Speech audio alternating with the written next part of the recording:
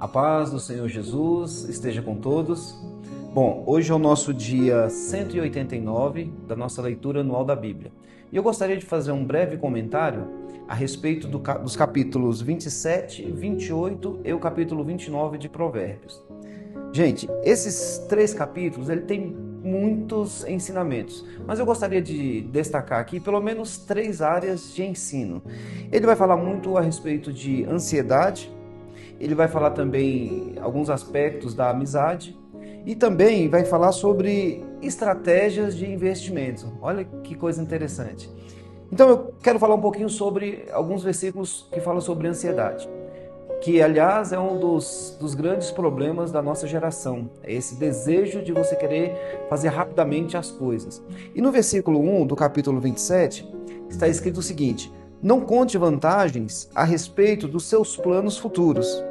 Por quê? Porque não se sabe o que vai acontecer amanhã, né? E no versículo 2, a gente tem essa ansiedade de ser elogiado pelos outros, ao ponto de a gente até ser elogiado por nós mesmos. E o versículo 2 fala assim: ninguém elogia a si mesmo. Se houver elogio, que seja dos outros, né? E para a gente encerrar esse assunto a respeito de ansiedade, o que eu percebi aqui nesses versículos é que às vezes a pessoa ansiosa, para ela qualquer coisa serve. Às vezes a pessoa fica tão ansiosa por querer algo que quando vem a primeira coisa, por mais ruim que seja, ela enxerga como algo perfeito. E olha o que diz aqui o versículo 7. Quem está com o estômago cheio, rejeita até o mel, mas para quem está com fome, até a comida amarga, ela se torna doce. É bem interessante.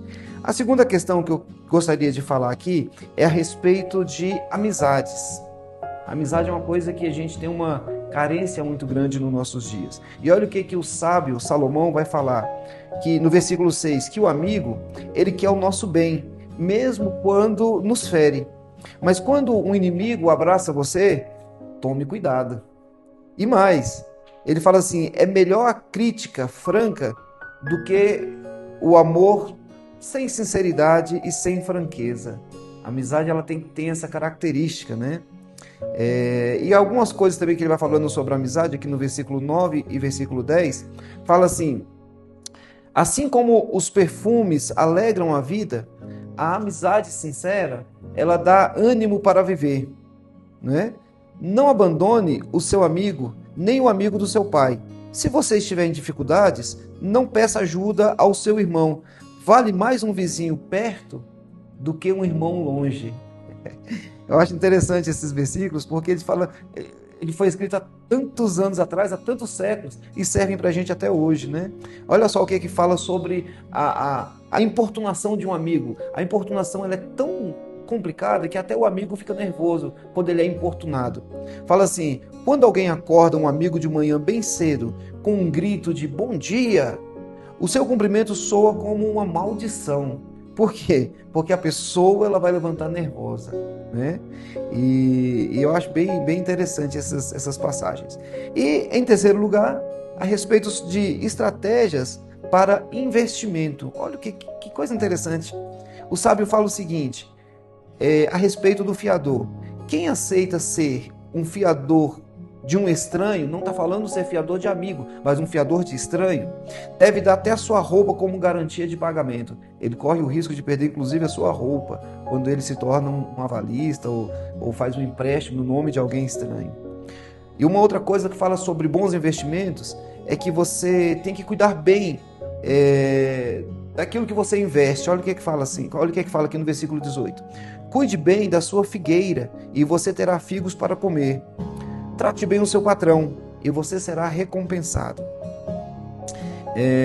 Uma outra coisa bem interessante para um bom investimento é que você tem que ter um nome, não apenas um nome limpo, mas um nome bom na praça. Olha o que diz aqui no versículo 21. Assim como o ouro e a prata são provados pelo fogo, o bom nome de uma pessoa também pode ser colocado à prova. E por último, olha o que diz aqui, que coisa interessantíssima a respeito de investimentos. Ele fala assim, olha, que a gente deve cuidar daquilo que a gente usou para investir como a nossa base. Ele fala assim, Cuide bem das ovelhas do seu gado. Cuide bem das ovelhas e do seu gado, o melhor que puder, porque tanto as riquezas como os governos não duram para sempre. Primeiro aí ele vai falar o motivo, né? De repente muda o governo, muda as coisas, você pode perder todo o investimento. Mas ele ensina a você não abandonar os seus princípios. Primeiro você corta o feno, depois corta o capim dos montes, está aqui no versículo 25.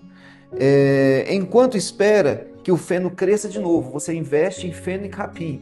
Aí coloca lá, espera o tempo que ele vai crescer. Aí você pode pegar a lã das suas ovelhas, que eu falei há pouco.